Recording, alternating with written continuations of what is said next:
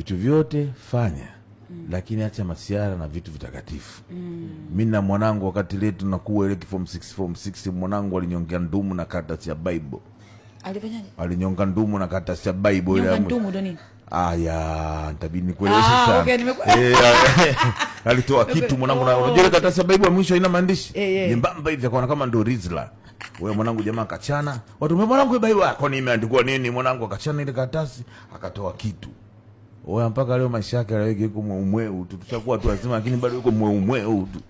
Kwa hiyo usifanye masiara na mambo ya matakatifu. Kuna watu mtu anatongoza pisi mwanangu anaegemeza kwenye ukuta wa kanisa, anapiga nao story nini, mguu kakanyage kwenye ukuta wa kanisa. Hiyo ni sawa tu, unatumia vyombo vya hekaluni. Malaika wakishuka wakisema na wewe Mungu akusaidie.